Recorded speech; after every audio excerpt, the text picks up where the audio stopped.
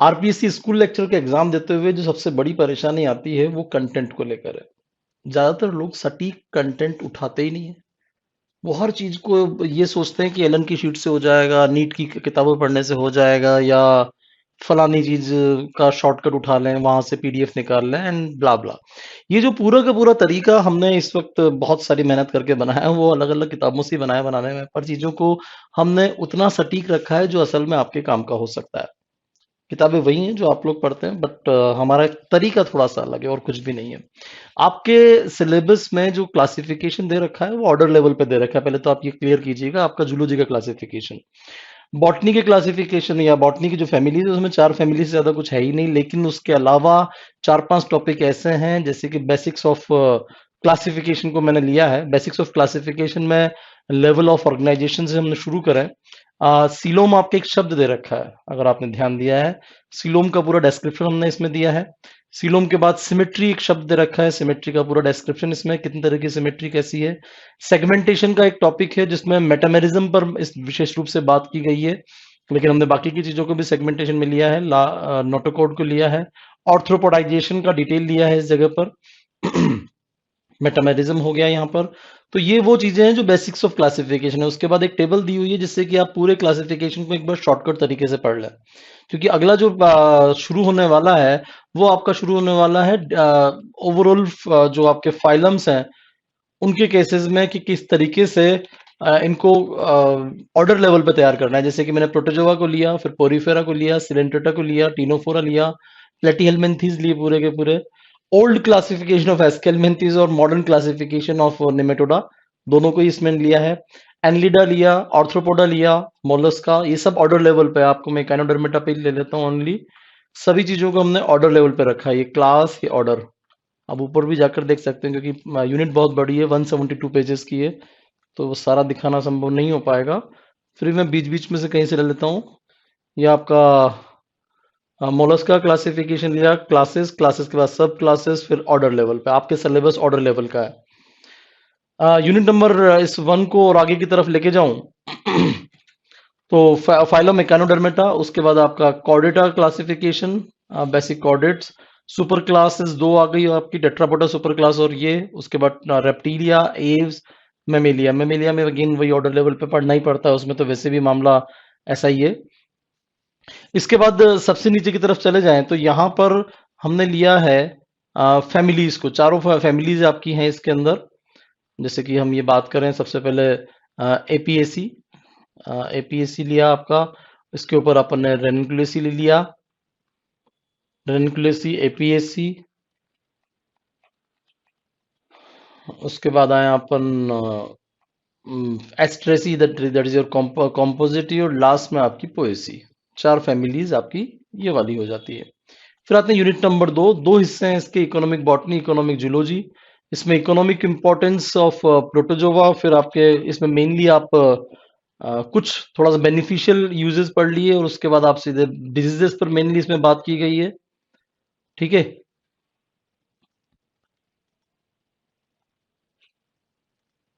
यहाँ पर प्रोटोजोआ के बाद हमने लिया हेलमिंथीस को, हेलमिंथीस के बाद हमने लिया इंसेक्ट्स को, इंसेक्ट्स के बाद मोलस्का को। मोलस्का में मेनली पर्ल कल्चर को इंक्लूड किया है। आपके सीरियल्स हो गए, वीट और राइस। फाइबर यील्डिंग प्लांट में मेनली जो आपके एग्जांपल दिए गए हैं, जूट का एग्जांपल और कॉटन का एग्जांपल है। ऑयल सीड क्रॉप्स में आपके मूंगफली है, और मस्टर्ड है। उसके बाद मेडिसिनल प्लांट्स में विदेनिया अश्वगंधा जो होती है। उसके बाद गुग्गल, जो कि आपके केमिफोरा विगेटी है, गुग्गल। स्पाइसेस में कोरिएंडर, फेनुग्रीक और क्यूमिन। कोरिएंडर मतलब धनिया, फेनुग्रीक मतलब मेथी, और क्यूमिन आपका जीरा। ठीक है। इसके बाद डिस्क्रिप्शन में बेवरेजेस में टी और कॉफी का डिस्क्रिप्शन है। और ये आपका पूरा का पूरा इकोनॉमिक बॉटनी या human welfare, biology and human welfare. तीसरी है बायोटेक्नोलॉजी। बायोटेक्नोलॉजी में प्लीज मॉल बाय मत पढ़िएगा, आपके सिलेबस में है ही नहीं। डायरेक्टली स्कोप ऑफ बायोटेक्नोलॉजी से शुरू करें। इसमें आपको पूरी हिस्ट्री यहाँ पर हमने ऐड की है, जितने भी संभावित तौर पे प्रश्न बन जाते हैं वो सारे के सारे। कलर ऑफ बायोटेक्नोलॉजी, अलग अलग नाम, क्योंकि स्कोप की कैटेगरी में आता है। गोल्ड बायोटेक्नोलॉजी किसको बोलते हैं, ग्रे किसको बोलते हैं, ब्लैक बायोटेक्नोलॉजी किसको बोलते हैं, जीन थेरेपी क्या होती है, तो क्या होती है और किस पर आधारित है, ये सारी की सारी बातें इसके अंदर हमने डाल दी है। ठीक है। बायोटेक्नोलॉजीज के बाद हम सीधे की सीधे इसमें रुख करते हैं कि किस प्रकार से हमने आगे आगे इसमें काम किया है, वो है रिकॉम्बिनेंट डीएनए टेक्नोलॉजी। सारी टेक्निक्स को हमने एक जगह समराइज करने का प्रयास किया है, क्या क्लोनिंग होती है, क्या नहीं होती है, वेक्टर्स क्या होते हैं, एलिमेंट्री आइडिया, क्योंकि बहुत डिटेल में नहीं जाना है। जीनोमिक लाइब्रेरी की सिर्फ डेफिनेशन है या न्यूमेरिकल नहीं है, ध्यान दीजिएगा। ठीक है, कंस्ट्रक्ट कैसे करते हैं सिर्फ उतना सा है। वेक्टर्स के सिर्फ बेसिक रट्टाफिकेशन जिसको आप बोल सकते हैं, उतना ही आपको काम करना है। इससे डिटेल, इससे ज्यादा डिटेल नहीं जानी है आपको, क्योंकि वो नेट लेवल हो जाएगा। नेट लेवल पे तो फिर आपका इसका यूटिलाइजेशन कैसे करते हैं, ट्रांसफॉर्मेशन की कैसे किया जाता है, वो डिटेल में जाता है।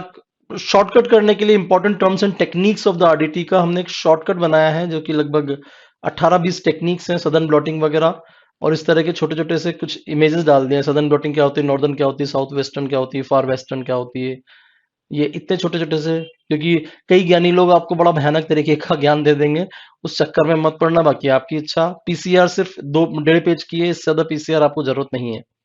प्लांट टिश्यू कल्चर आपको पढ़ने की आवश्यकता है। इसके अलावा एनिमल टिश्यू कल्चर को भी हमने ऐड किया है इसमें, क्योंकि आपके टिश्यू कल्चर दिया हुआ है, उसमें डिफाइन नहीं किया है कि एग्जैक्टली है क्या।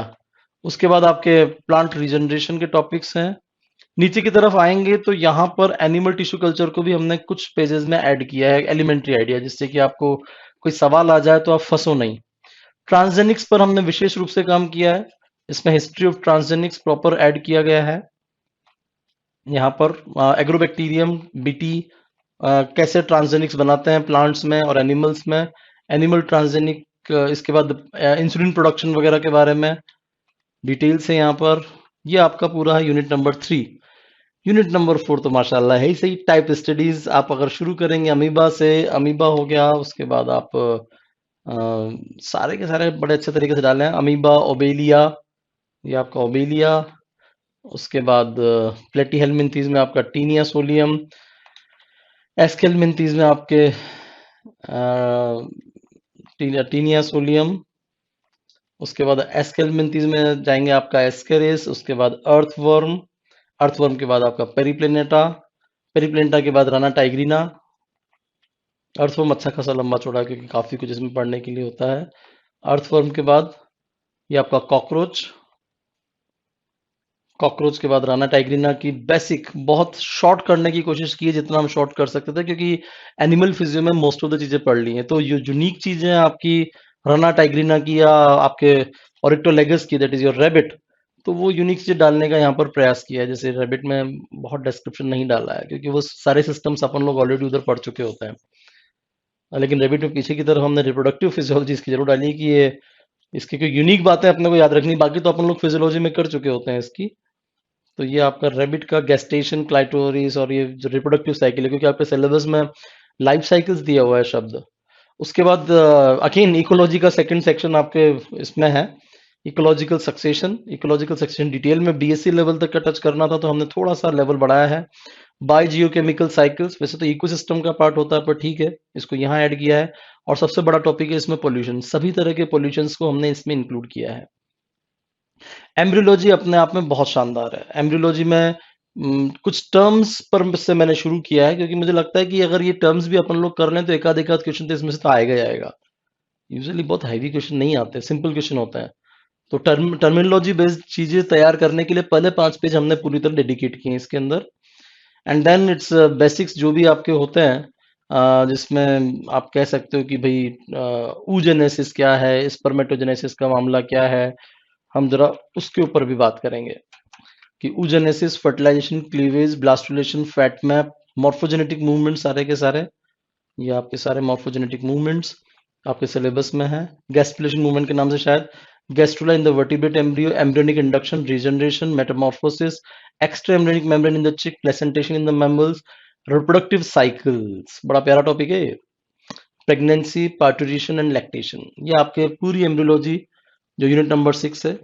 उसके बाद यूनिट नंबर 7 में आप आ जाइए प्लांट वाटर रिलेशन, जो कि प्लांट फिजियोलॉजी की यूनिट है, बहुत बड़ी यूनिट है, लगभग 136 पेजेस की।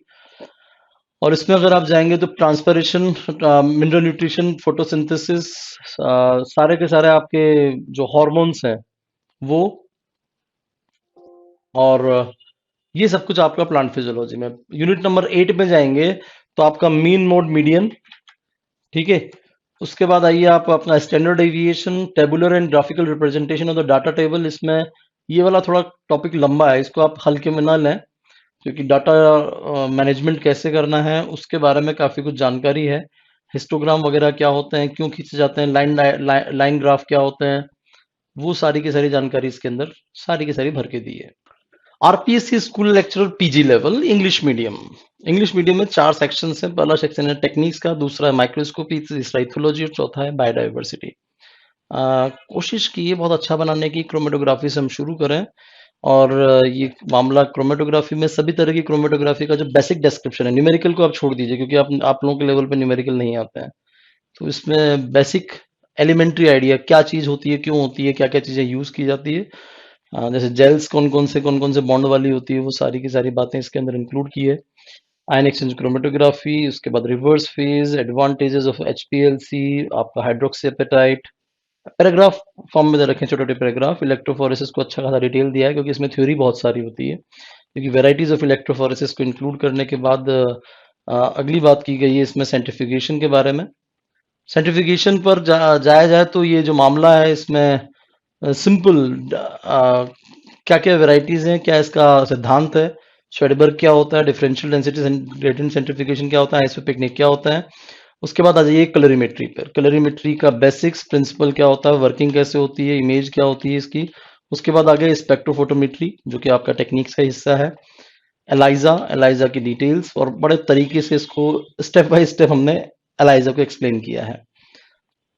माइक्रोस्कोपिक टेक्निक में हिस्ट्री पर क्वेश्चन काफी बनते हैं मेरे हिसाब से। लाइट माइक्रोस्कोपी के अलावा इसमें वेराइटीज क्या क्या होती है, light microscopy, dark field microscopy, face contrast microscopy और इलेक्ट्रॉन माइक्रोस्कोपी।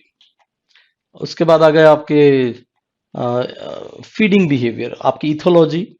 इसमें फीडिंग बिहेवियर, आपका मेटिंग बिहेवियर, और ये सारी की सारी चीज़ों को हमने इंक्लूड करने की कोशिश की है। ये आपकी लर्निंग फीडिंग के बाद। फिर आते हैं मोटिवेशन पे। वैसे इसको अर्ज, ड्राइव और मोटिवेशन से रिलेटेड सारे के सारे टॉपिक्स। मोटिवेशन के बाद आ जाइए इनका सोशियबिलिटी, जो कि आपका सोशल बिहेवियर के सेंस में आएगा। फिरोमोन्स, उसके बाद वैराइटीज ऑफ टॉपिक्स, क्योंकि ये एक बड़ा बड़ा टॉपिक है। आपकी पूरी जो यूनिट है पीजी लेवल की, उसका सबसे बड़ा टॉपिक मैं इसको कहता हूँ। सोशल ग्रुप्स कैसे बनते हैं, क्या क्या इसका कंपोजिशन होता है। उसके बाद टेरिटरीज कैसे डिफाइन होती हैं एनिमल्स में। यहाँ पर रिप्रोडक्टिव बिहेवियर जिसमें पेरेंटल केयर और मेटिंग बिहेवियर दोनों आता है। पॉलीगेमी क्या होती है, ये सारी तरह की चीज़ें इसके अंदर इंक्लूड की है हमने, पेरेंटल केयर और ये सारा। फिर आती है आपकी बेसिक बायोडाइवर्सिटी, उसमें एंडेमिज्म, एंटेबिज्म में अपने फाइटोजोग्राफी के टॉपिक्स। उसके बाद राजस्थान की फाइटोजोग्राफी, बायोडाइवर्सिटी और कंजर्वेशन, क्या क्या आपका ग्रुप वाइज डिस्ट्रीब्यूशन है इंडिया में, राजस्थान में, बायोडाइवर्सिटी ऑफ राजस्थान। ये जितने अच्छे अच्छे टॉपिक्स मैं जगह जगह से उठा सकता था वो ले लिए। हॉटस्पॉट क्या होते हैं, वर्ल्ड के हॉटस्पॉट्स क्या हैं, इंडिया के हॉटस्पॉट्स क्या हैं, ठीक है।